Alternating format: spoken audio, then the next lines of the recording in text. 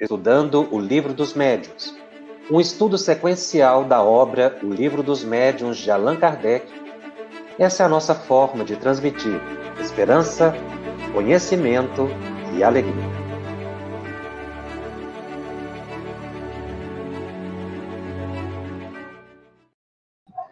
Olá, meus amigos, minhas amigas.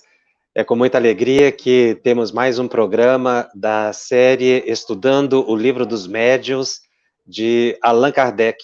Este é o programa 5º, número 5 da série, e estamos estudando o capítulo 2 da primeira parte de O Livro dos Médiuns, intitulado O Maravilhoso e o Sobrenatural. Esta é a parte final do capítulo. Nós vamos falar do item 11 até o item 17.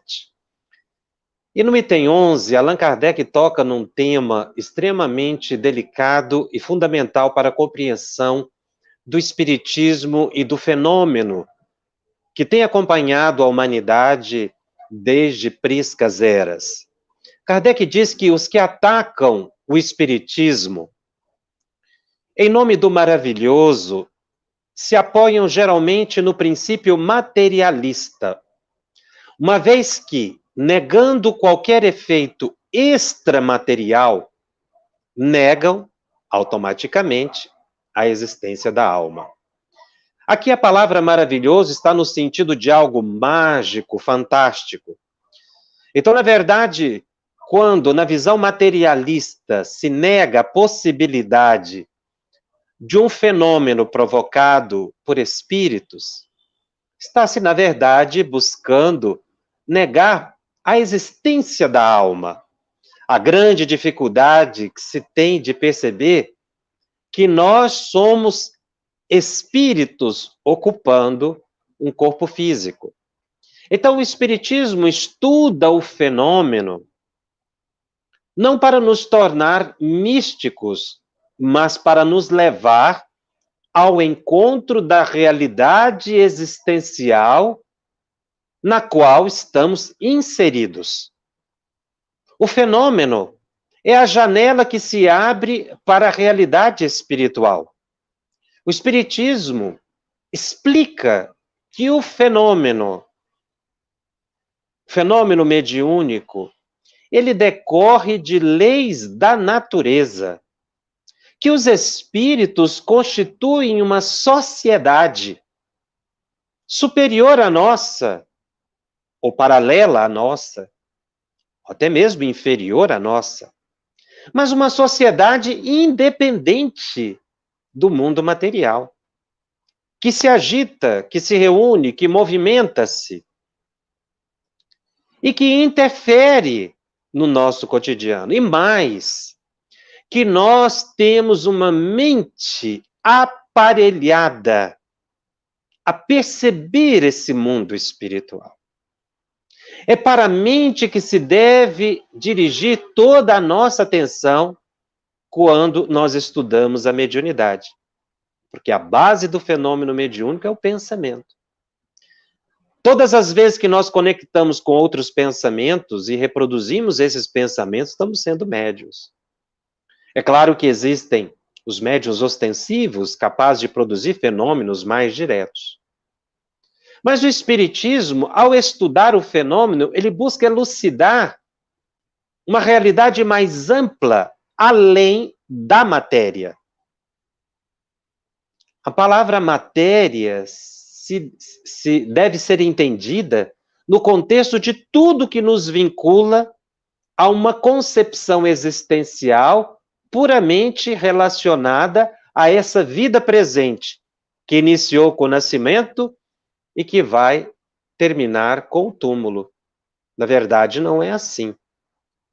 Então, a existência dos espíritos, que no passado era chamado de deuses, anjos ou demônios, está presente na cultura humana. O que o Espiritismo vem é exatamente nos abrir os olhos, ampliar os nossos horizontes para que nós possamos ter uma vida no plano material útil e essencial para a nossa evolução. Quando estudamos o Espiritismo, seriamente, e buscamos as suas consequências, as consequências do conhecimento, nós estamos abreviando a nossa evolução. Então, no que se refere ao fenômeno mediúnico, que tem base no pensamento em ação com o chamado fluido cósmico universal e o perispírito, que comentamos em programas anteriores, leva o indivíduo a um equilíbrio em relação a tudo aquilo que se refere a fenômeno. O espírita é levado ao discernimento. Aliás, o que caracteriza o espiritismo é exatamente o bom senso, o equilíbrio na análise da realidade. Muitos dizem que o espírita acredita em tudo que se refere a espírito. Não é verdade. O espírita é levado a entender um fenômeno da natureza que vem permeando a humanidade há milênios. Então, o espiritismo nos leva a evitar os extremos, nem nos tornarmos místicos e nem nos tornarmos duvidosos ou aquele que duvida sistematicamente. Nós não podemos acreditar em tudo que se refere a fenômeno, mas também não podemos duvidar de tudo. É o equilíbrio. E Kardec, tocando nesse assunto, ele menciona 3 eventos que fazem parte da história da França, fenômenos mediúnicos que podem ter ocorrido, mas Kardec menciona, não dá para saber se realmente eles aconteceram. Então não basta dizer que houve o fenômeno para que eu acredite nele. Eu preciso pesquisar, eu preciso conhecer o médium, eu preciso ver as condições em que ele se realizou. Porque a doutrina espírita é a doutrina do bom senso, da lógica. E essa compreensão deve existir na mente de todo estudante da mediunidade, principalmente do médium, para ele não ser enganado pelos espíritos e nem por outros fraudadores que buscam enganar a credulidade humana. Kardec, no item 11 do capítulo que nós estamos estudando, fala de 3 fenômenos. Ele fala dos convulsionários de Saint-Médard, que foi um fenômeno ocorrido em 1732, muito conhecido na França.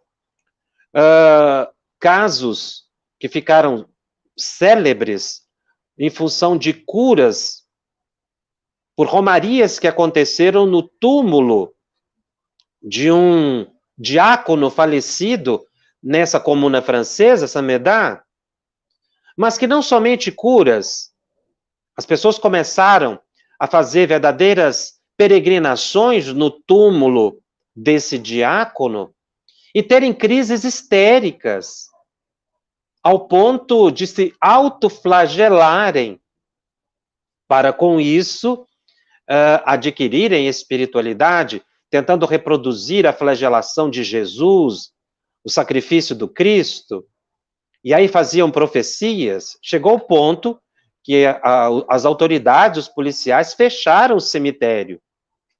Kardec cita outro, o caso dos calvinistas de Cévennes. Ele menciona o fenômeno na Revista Espírita de fevereiro de 1869.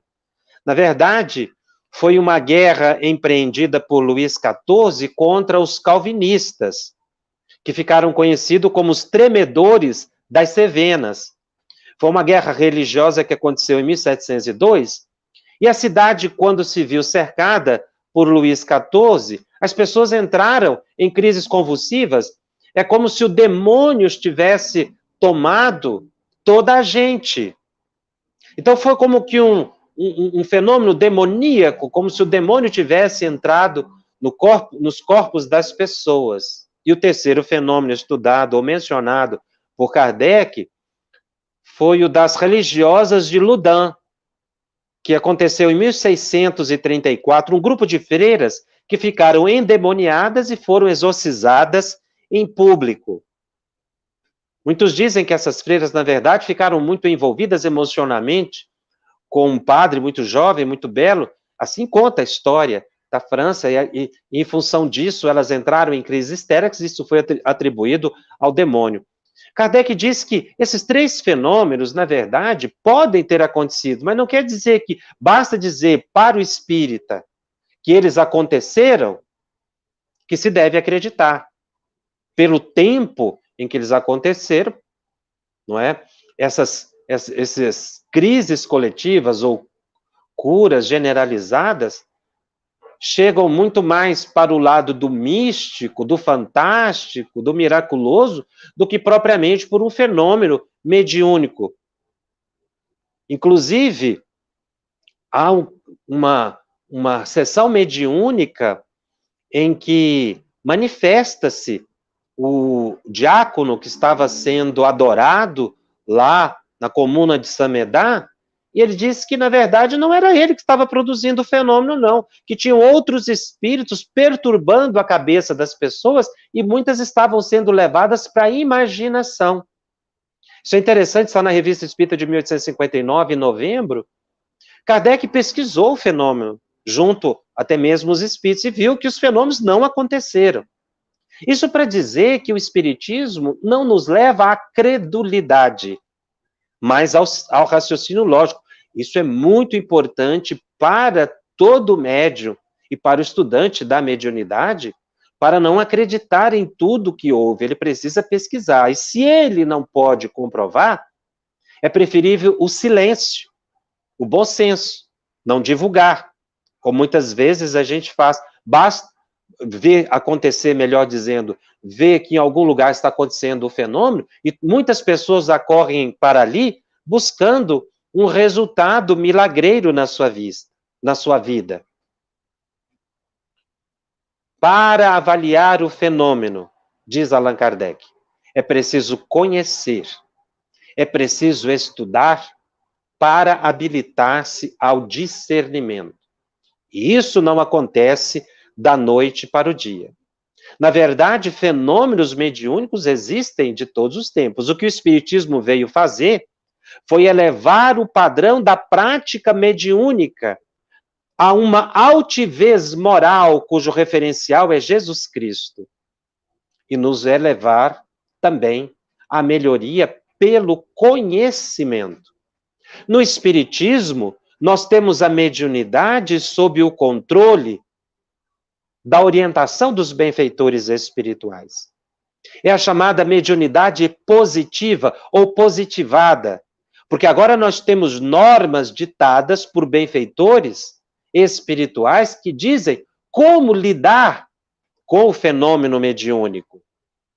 E fugir do misticismo, advindo do que espíritos como Emmanuel dizem ser mediunismo, que é essa mediunidade empírica fora do conhecimento espírita, ou revelações místicas, muitas vezes aceitas ao sabor da emoção e não da lógica. O Espiritismo nos conduz à fé raciocinada. Eu acredito nos espíritos, na manifestação dos espíritos, na ação deles sobre a minha vida, porque eu sei, e vou buscar a sintonia com os espíritos elevados. Isso é fé raciocinada. Então nós estamos tão envolvidos na matéria que é difícil sair dela, mesmo depois de desencarnados. Existem espíritos que já deixaram, obviamente, o corpo físico, que são tão materialistas como eram ainda quando encarnados. Muitos continuam vigiando suas propriedades, vigiando seus tesouros, porque não conseguem ver essa separação muito fácil do plano material ou da matéria sobre a mente. Então, para se entender o Espiritismo, é necessário um certo esforço, pois é uma filosofia com consequências morais. O Espiritismo é uma ciência nova. O que quer dizer uma ciência nova? Ela não se constitui uma mescla de doutrinas ou de ciências anteriores. É uma doutrina pura. porque ela não é uma evolução do pensamento humano. A origem do espiritismo é o mundo espiritual. Foram os espíritos que revelaram o espiritismo e a mediunidade. Então, é uma doutrina pura, é uma ciência nova. Por isso é que nós precisamos ter tempo para estudar o espiritismo. Muitas pessoas desanimam exatamente porque querem respostas rápidas aos seus problemas. Mas é o conhecimento espírita que nos vai ajudar a solucionar as dificuldades que nós enfrentamos, porque vai nos mostrar a questão da relação nossa com o mundo espiritual, problemas relacionados com a reencarnação. O conhecimento da mediunidade deve ter consequência no nosso comportamento, sabendo que nós estamos continuamente em sintonia com outras mentes e que eu posso estar refletindo o pensamento de muitos. Muitos médiuns promissores desistem da tarefa mediúnica, não persistem. Muitos grupos desapareceram e desaparecem, começam com muita alegria e se desfazem por falta de perseverança no estudo. Porque exatamente acham que vão lidar com os espíritos de forma simples, esquecendo que eles constituem uma força da natureza e sofrem decepções.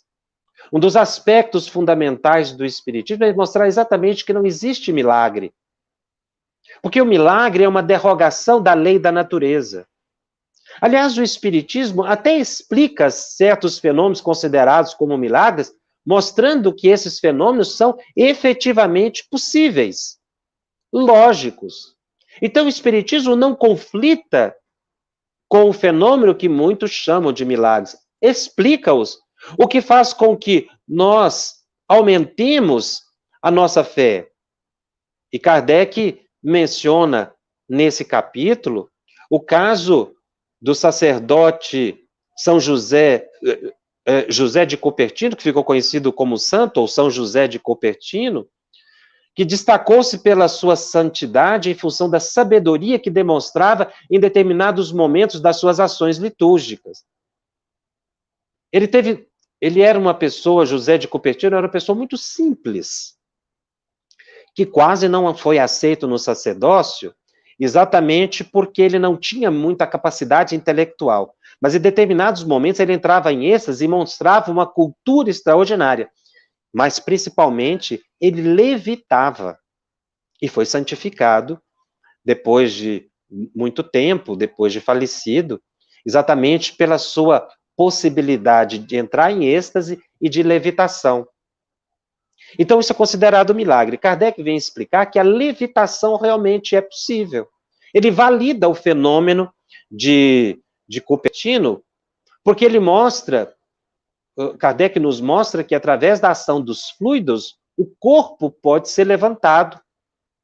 Isso não quer dizer que houve uma derrogação da lei da gravidade, mas uma ação do fluido cósmico, utilizado pelo pensamento dos espíritos, que levita o médium. São José de Cupertino era, portanto, um médium santificado pela Igreja Católica. Então não há conflito, muito pelo contrário, há uma explicação lógica.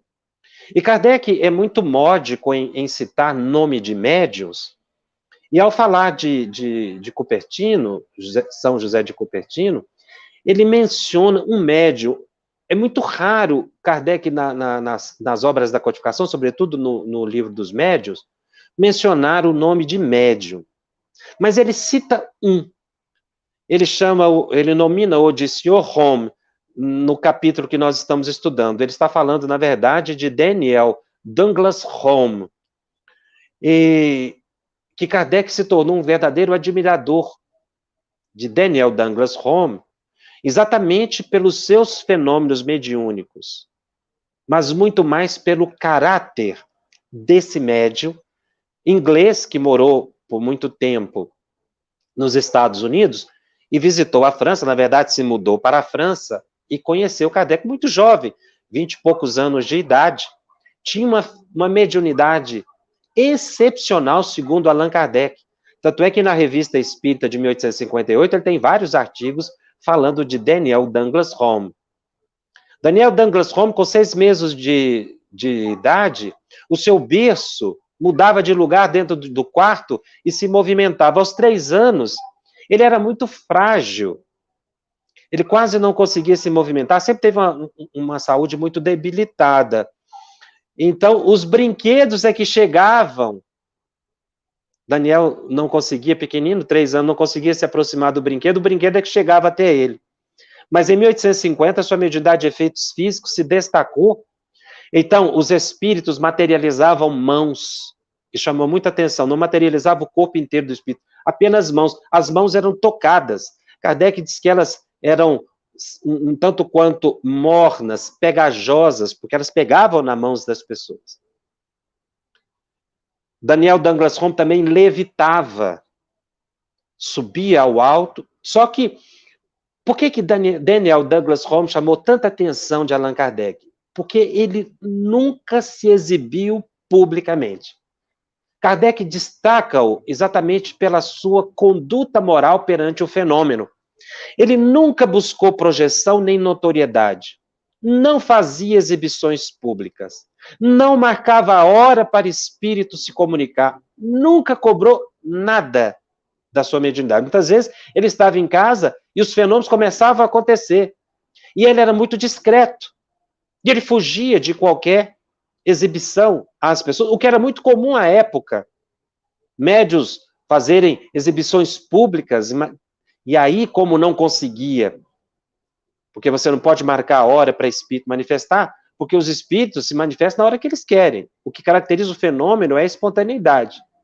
Então, muitos médios da época de Daniel Douglas Home viviam da mediunidade, enchiam os teatros, e aí, como eles eram incapazes de produzir o fenômeno real, provocavam a fraude.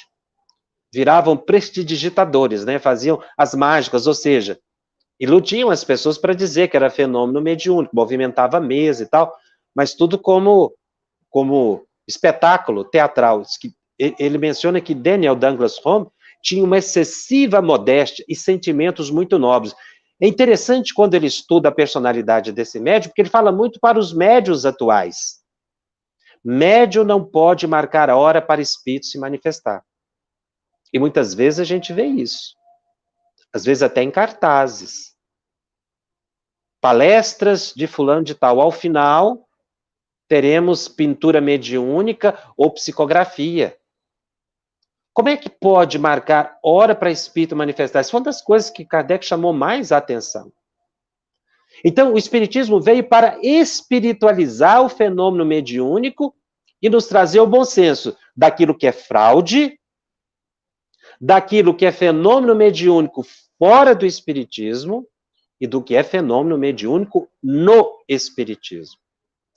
O fenômeno mediúnico no espiritismo é preconizado pela orientação dos espíritos superiores e não pela opinião de um ou de outro. Eu não posso fazer reunião mediúnica segundo o meu pensamento, ao bel prazer da minha vontade.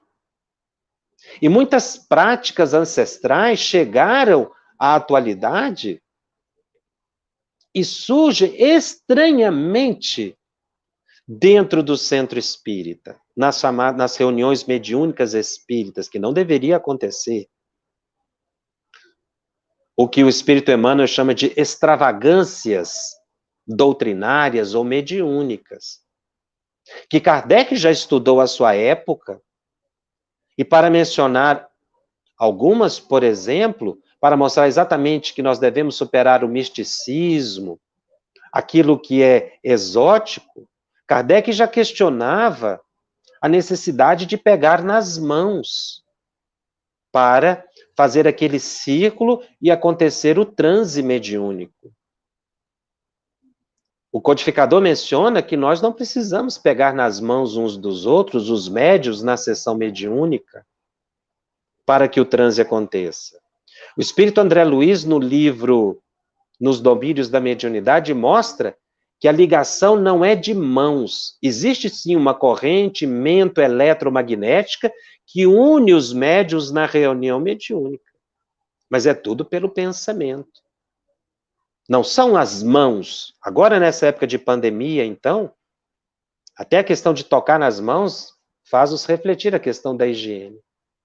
Outra coisa, são algumas pessoas que pensam que precisam colocar um forro branco sobre a mesa.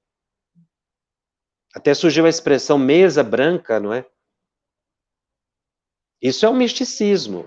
Os espíritos nunca orientaram esse tipo de procedimento. Nem a mesa é necessária para que os espíritos se manifestem. A não ser que você vá psicografar, aí você precisa de uma mesa. O problema é que a gente materializa muito o fenômeno mediúnico. Acha que um espírito, para se manifestar, precisa de uma vestimenta tal. E aí a gente se veste segundo aquele espírito, ou o que eu acredito que o espírito vai ficar satisfeito, para que ele incorpore em mim. Isso é um mito, isso é uma ilusão. O Espiritismo vem mostrar que quanto mais evoluído é o espírito, mais ele se desmaterializa. Espíritos que estão preocupados com aspectos exteriores da prática mediúnica são espíritos inferiores, mais ligados à matéria. Não vou dizer que são espíritos maus, mas são espíritos inferiores, mais próximos a nós, que vão encontrar médiuns que aceitam esse tipo de sugestão.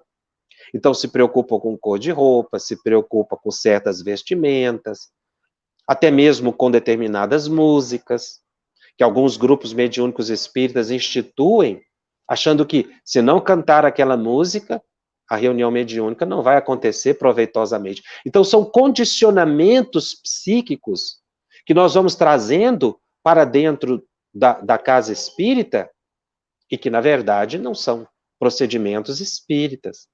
Porque, como disse, nós temos que desmaterializar tudo que é humano. Então, esse princípio materialista estudado por Allan Kardec nesse capítulo é exatamente para nos mostrar que a gente ainda está muito ligado a práticas exteriores, condicionados a uma cultura, uma educação, e que a gente deve, no Espiritismo, sublimar a prática mediúnica.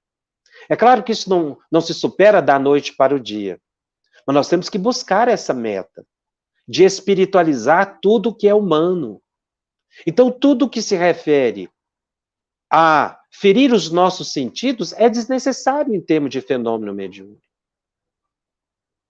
E entender que muitos médiuns têm práticas mediúnicas ligadas ao mediunismo que não são práticas espíritas, são práticas mediúnicas autênticas, mas não são práticas mediúnicas pela orientação espírita.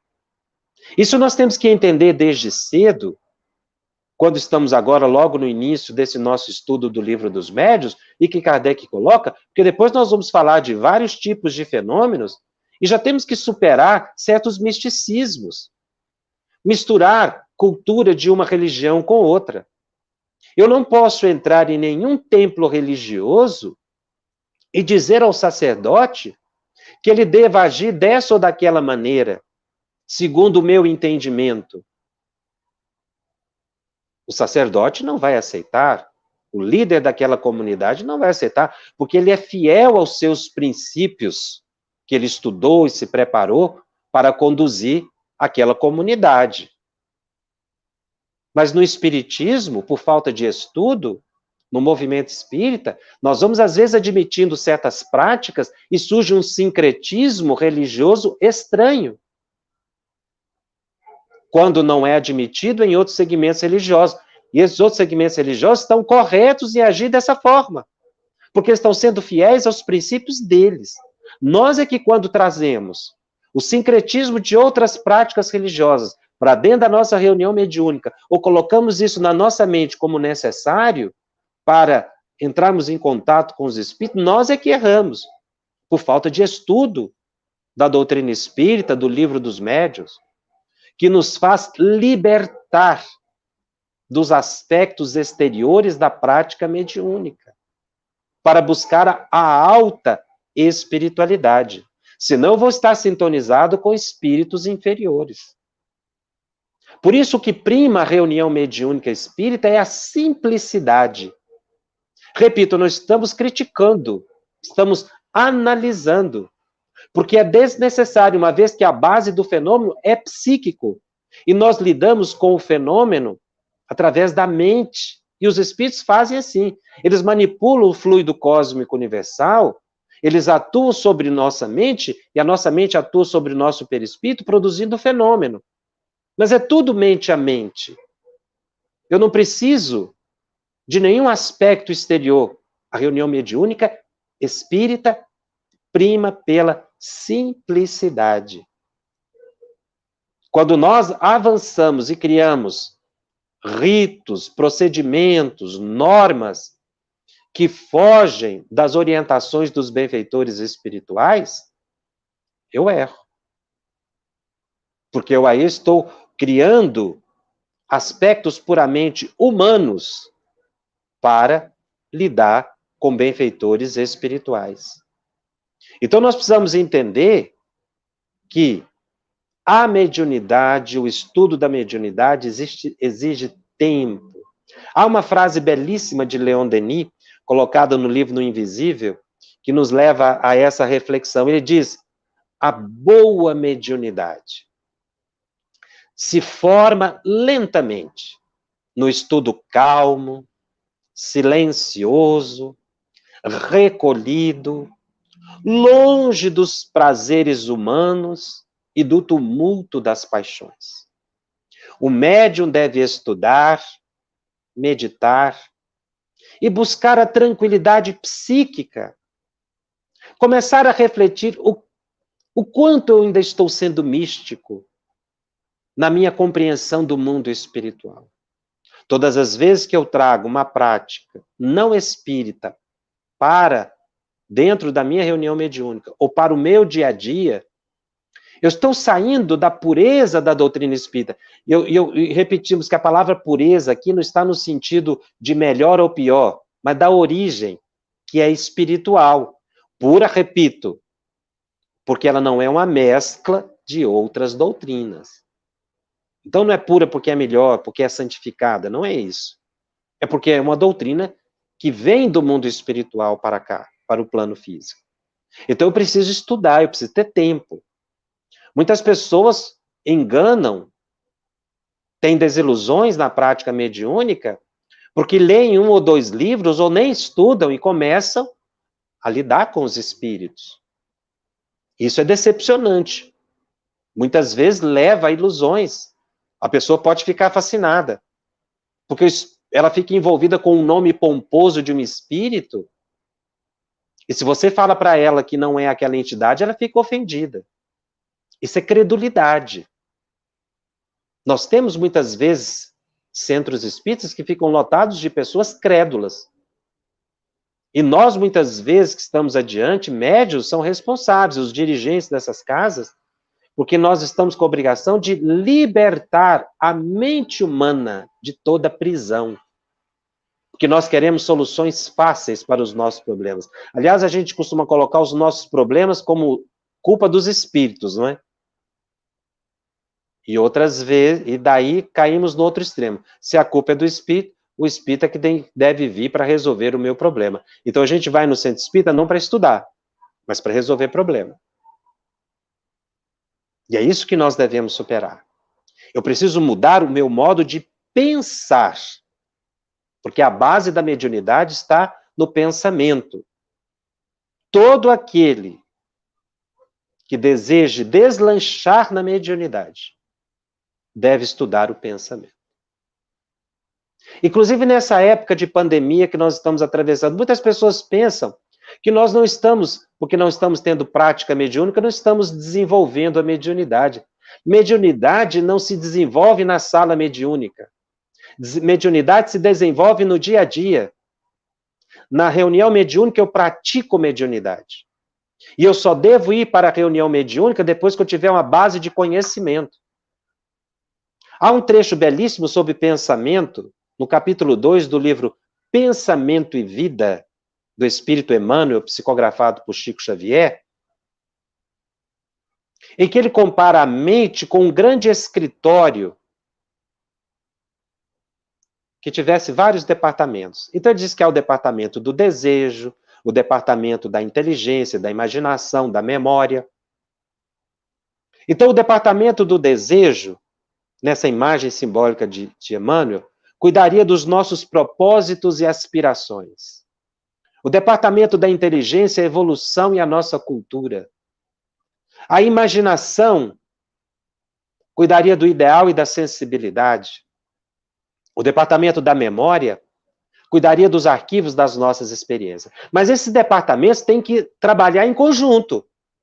Um não pode crescer mais que o outro e nem desviar do objetivo de evolução. Por isso existe um gabinete que controla todos, que é o gabinete da vontade. É o gabinete da vontade que decide o movimento ou a inércia nos planos da evolução. É a sede da decisão que nos caracteriza. A vontade é que marca a alma consciente. É o ambiente da disciplina. Então, o departamento da vontade, ou a nossa vontade, deve controlar o nosso desejo, que são os nossos propósitos e aspirações. Eu tenho que sublimar, transformar, buscar propósitos espirituais elevados para a minha vida. Cuidar das minhas aspirações, a inteligência, buscar estudar. Quantas pessoas fogem do estudo? Para que estudar mediunidade se eu trabalho mediunidade há 40 anos? Mas realmente o estudo mediúnico, ele vem aprimorar da qualidade a prática mediúnica. Porque realmente exercer a mediunidade, como nós mencionamos, existe até em outras religiões, em ambientes não espíritas. E a imaginação. Que nós pensamos que imaginação é algo imaterial, mas a imaginação, ela se materializa no nosso perispírito, os nossos pensamentos se projetam em torno de nós. Então, os espíritos muitas vezes nos acompanham pelas nossas imaginações. Nós temos que tomar muito cuidado com o que imaginamos. Se uma pessoa imagina um crime,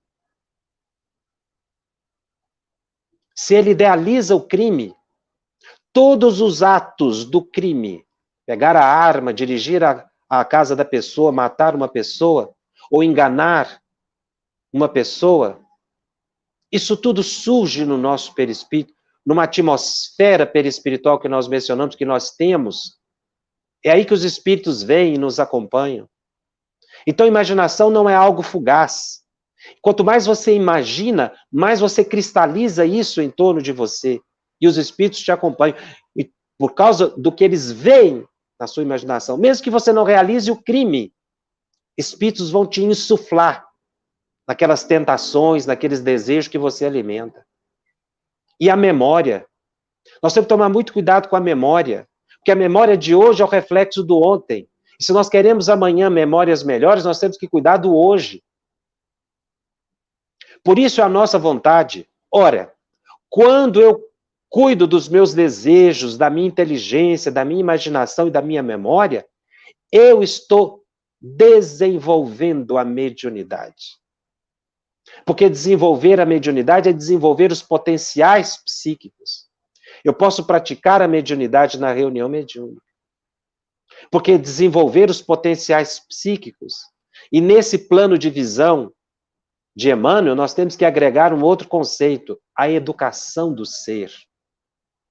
Mediunidade devidamente aplicada requisita educação do indivíduo, que se faz pelo estudo meditativo, pela reflexão.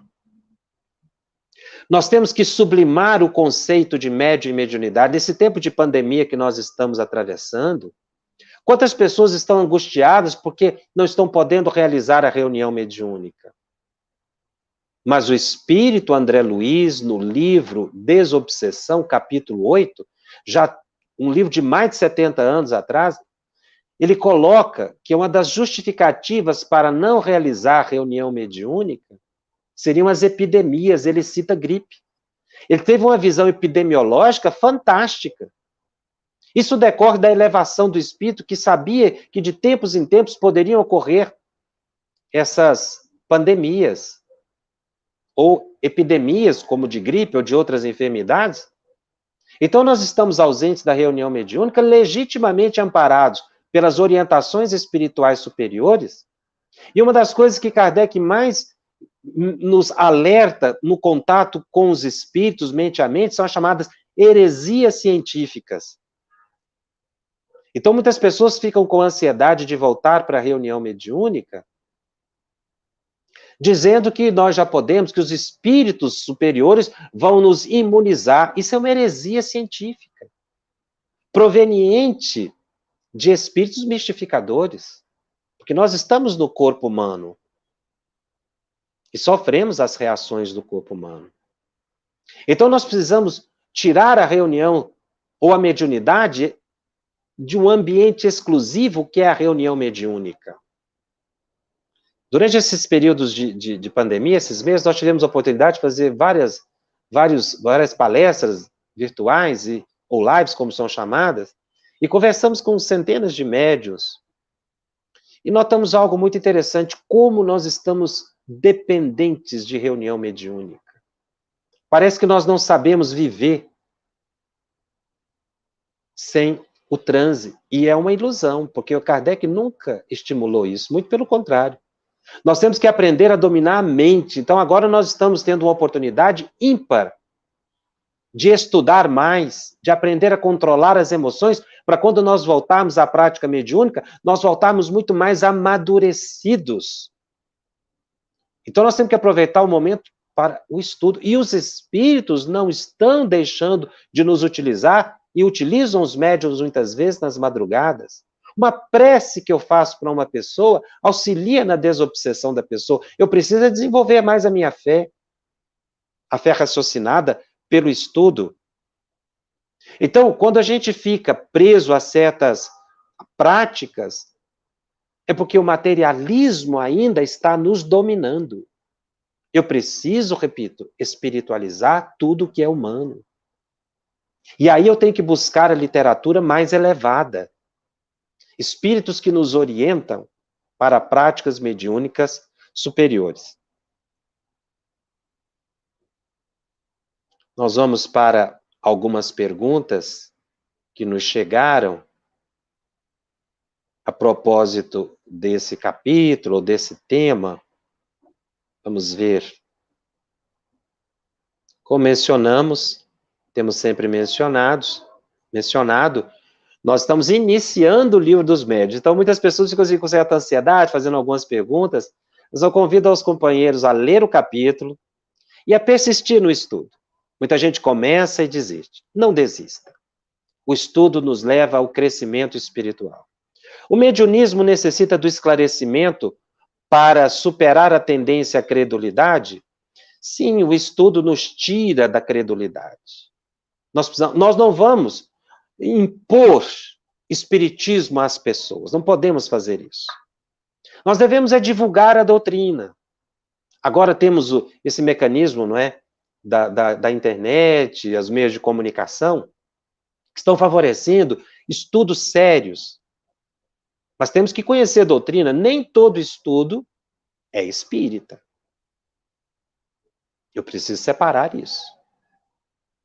Porque o espiritismo tem uma orientação própria, a conduta moral e intelectual.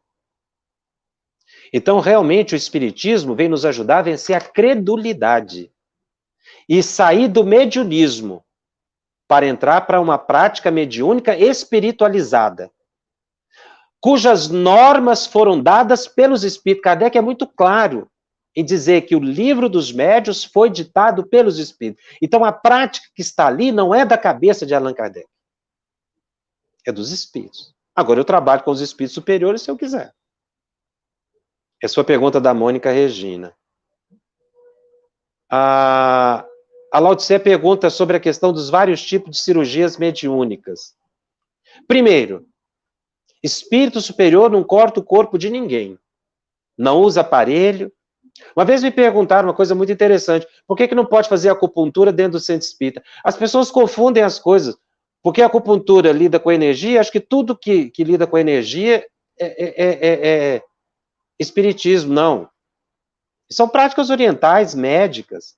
Nem tudo que é espiritualismo é espírita. Espírita é o que é orientado por Allan Kardec. Eu posso ter uma religião espiritualista porque eu acredito em Deus, nos espíritos. mas não ser espírita. Então, tem muitos médiuns que têm prática mediúnica, mas não é uma prática espírita.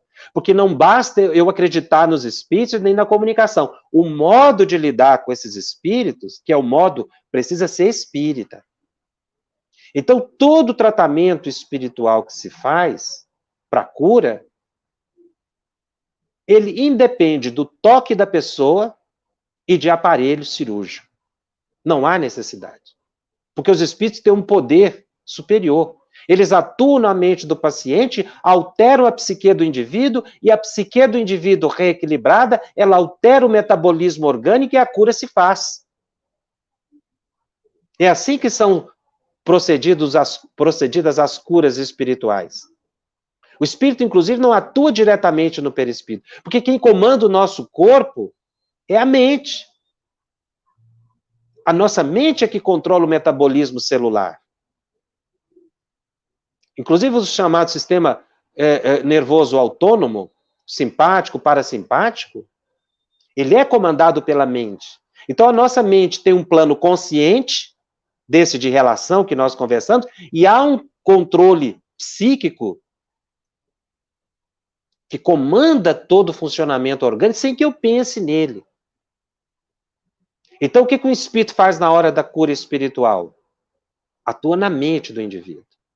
Ele reequilibra o modo, a saúde psíquica.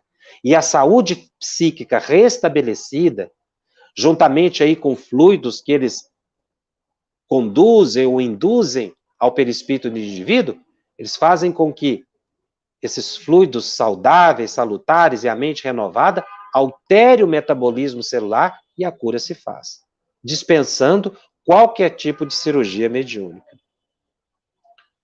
A Miriam pergunta uma dúvida: os médios que marcam dia e hora para eventos de psicografia estariam errados? Sim.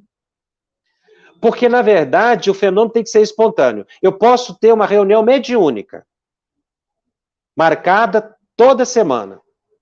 Os espíritos sérios sabem que nós estaremos lá.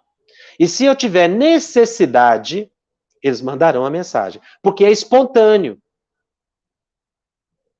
Eu não posso sair do meu centro espírita, viajar para outro lugar e achar que ali o espírito vai manifestar. E se ele não manifestar? E o auditório estiver cheio? Foi o que acontecia na época de Kardec. Os médios enchiam teatro. Foi o caso dos irmãos Davenport, que criaram um problema imenso para Kardec. Porque eles começaram a falar que o espiritismo era fraude. Não, os Davenport eram médios. Mas eles venderam a mediunidade, eles faziam apresentações públicas. Por isso que Kardec elogiava muito Daniel Douglas Home, porque ele nunca fez isso. Mas os Davenport foram desmascarados, porque eles criaram uma caixa, eles entravam lá dentro, ficavam amarrados, cheios de instrumentos musicais. De repente, os instrumentos começavam a tocar sozinhos. Eles foram amarrados.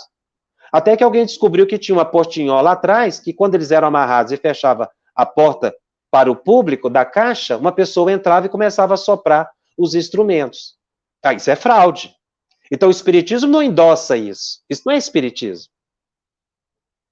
Então o espiritismo nos ensina, eu tenho que ter uma visão que, se eu não posso confirmar que aquele fenômeno é autêntico, eu também não devo criticar o médium. Eu tenho que observar. Eu também não posso ficar aquele que duvida sistemático. Não, tudo que não acontecer dessa forma não é mediúnico. Não, tem médium autêntico. Então eu não posso ficar também criticando tudo. Mas uma prática, o modo de fazer espírita é diferente. Não é? Então, há um risco. Porque o que acontecia com os médiuns dessa época, contemporâneos de Kardec, até depois, era isso. Aí, enchia o teatro, recebia o dinheiro, eles viviam disso, viajando de lugar para lugar, eles eram itinerantes, né? E ganhavam dinheiro. Como é que devolvia o dinheiro? Então eles criavam as fraudes. E muitos começaram a atribuir essas fraudes ao espiritismo. O espiritismo nunca endossou fraude. Existe a fraude. Como existem pessoas honestas em toda a religião, existem pessoas desonestas. Eu tenho que ter bom senso. Porque estudando eu vou ver, não, esse fenômeno é autêntico. Esse fenômeno não é autêntico. Esse fenômeno é autêntico, mas ele não foi produzido pelo modo espírita. Esse fenômeno, ele é autêntico e segue o padrão espírita. A Lúcia nos pergunta, como trabalhar a fé interior a ponto de adquirirmos a certeza que o universo está trabalhando em nosso favor e nos conduzirá em nossos objetivos? A fé é um capítulo excepcional nos nossos estudos. Nós podemos dizer, fazendo assim uma apreciação da obra de Kardec, que existem 4 tipos de fé. Existe a fé básica. Já é fé, é importante. Mas é uma fé infantil, que nós poderíamos dizer a fé crente. Daquele que acredita em tudo que o outro diz. Ele nunca buscou conhecimento. Então a pessoa diz para ele acredita. É uma fé dogmática. Esse tipo de fé é muito delicado, porque o dia que aquela pessoa que ela confia cair, ela cai junto. Ela deixa de acreditar no espiritismo, ela duvida, porque ela acreditava no médium, ela acreditava no dirigente, no preletor. Então, o dia que aquela pessoa falha, existe um segundo tipo de fé, a fé emocional. A fé emocional é interessante, daquelas pessoas que acreditam em Deus quando tudo vai bem. Então, quando a minha vida está maravilhosa, mas esse Deus meu é maravilhoso. Ah, como Deus é bom. O dia que as coisas não vão bem, Deus me abandonou. Que, aliás, é uma palavra que nós tínhamos que tirar do nosso vocabulário. Deus não abandona nunca. Há um terceiro tipo de fé, que é a fé intelectual.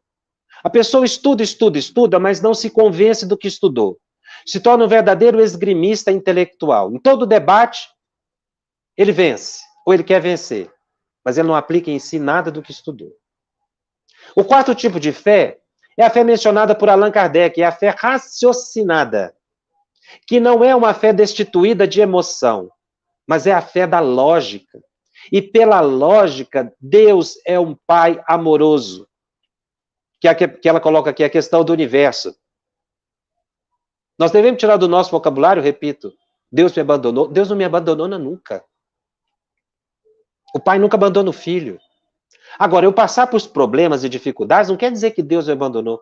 Eu tenho que entender que a reencarnação é uma oportunidade do meu crescimento.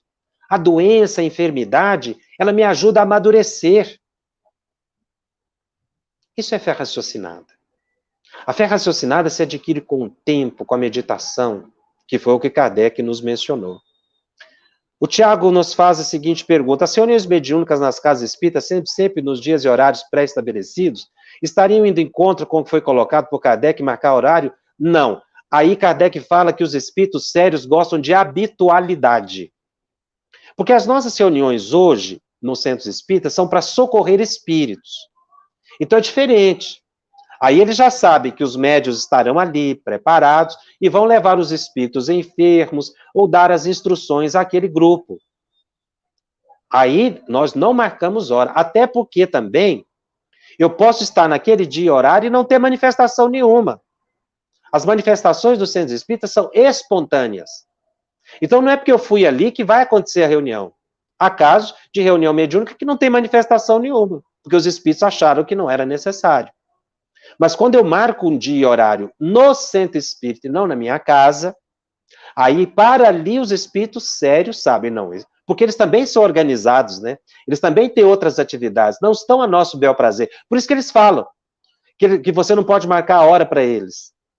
Mas se você marca a hora de uma vez por semana no centro, aí os espíritos sérios acorrerão. Mas se você fica daqui para acolá e fica a seu bel prazer, não conte com eles.